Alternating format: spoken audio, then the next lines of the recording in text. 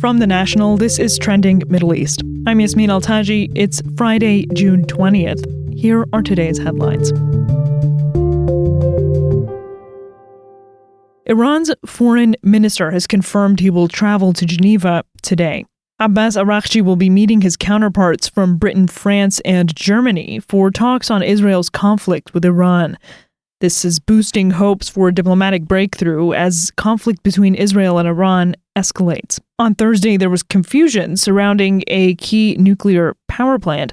Israel said it struck Iran's only functioning plant along the Gulf Coast on Thursday, potentially a major escalation in the war. Later, an Israeli military official backtracked, saying, quote, "It was a mistake," unquote, to have said it was hit. But that official couldn't confirm or deny a strike on the plant took place. Israel launched further strikes against Iranian nuclear targets on the seventh day of the war.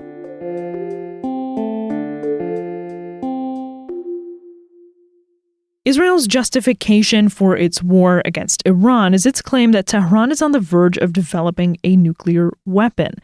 The government of Prime Minister Benjamin Netanyahu fears that a nuclear-armed Iran would alter the balance of power in the Middle East and provide Tehran with the ability to follow through on calls for Israel's destruction.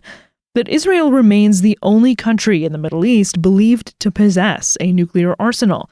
It has never officially acknowledged holding nuclear weapons, but the Stockholm International Peace Research Institute estimated last January that it has 90 nuclear warheads.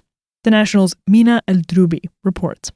It's important to note that Israel does not admit nor deny having nuclear weapons and states that it will not be the first to introduce nuclear weapons in the Middle East region. However, Israel is universally believed to possess nuclear arms stored in a partially disassembled state, although it's unclear exactly how many Israel has until this date. Israel began its nuclear program in 1952 by establishing its Atomic Energy Commission. It has operated a nuclear reactor and an underground plutonium separation plant in Dimona since the 1960s. That's according to the U.S.-based Arms Control Association. Another point is Israel, alongside India and Pakistan, never joined the NPT and are all known to possess nuclear weapons. Now, what is the NPT? It's the Treaty on the Non-Proliferation of Nuclear Weapons, which is a landmark international treaty aimed at preventing the spread of nuclear weapons and promoting peaceful uses of nuclear energy. Now, I think when it comes to Israel, the fact that they've never kind of come forward and said, okay, we do have nuclear weapons and this is how many we have and this is the stage that we're at, makes it very difficult to actually assess what is really happening behind the scenes. A top military figure under Syria's former President Bashar al-Assad is appealing to Tehran for financial support and to boost Iran's influence in the country. The proposal came from Ghayath Dalla, a brigadier general in the elite 4th Division. That's the Praetorian Guard of the former regime and the military unit closest to Iran. He's seeking hundreds of millions of dollars to create a militia drawn from former members of Mr. al-Assad's now disbanded army that would fight Syria's new government led by Hayat Tahrir al-Sham and launch attacks on Israeli targets. That's according to the sources who spoke to The National. Here's Khaled Yacoub Oweis reporting from Amman. Dalla had led resistance to the new state and the new authorities which are led by Hayat Tahrir al-Sham since Bashar al-Assad's downfall in December. In the past several days, apparently, Ghayath has contacted Iran seeking millions of dollars to create an Alawite resistance force, or what he regards as an Alawite resistance force, focused or based in the Alawite Mountains, the ancestral home of the sect that had dominated power in Syria for decades. Mr. Ghayath is offering his services in Iran by trying to reactivate attacks against Israeli targets from Syria.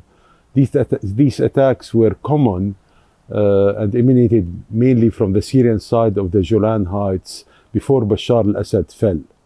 Mr. Dalla is from the minority Alawite sect. That's an offshoot of Shiite Islam that dominated Sunni-majority Syria after a coup in 1963. He's among thousands of Alawite security personnel who've been on the run after the Assad regime fell to HTS-led rebel forces on December 8th. Dalla could build up on this fear among the Alawites, as well as the existence of about 100,000 members of the former army and the security apparatus who have retrenched in the Alawite mountain region. Many of them are wanted by the regime or have no future in Syria, have no way of returning to their jobs. There are difficulties facing Dalla, and some see his quest as far-fetched, because Iran is primarily now focused on surviving the war and could be more so focused on imminent survival if the United States enters the conflict. However, Iran would be, of course, interested in re-establishing some sort of presence in Syria once the war is over. That's all for this morning's headlines. You can get these stories and follow live coverage on the Iran-Israel escalation and more at our site. Yasmin Al-Taji, The National.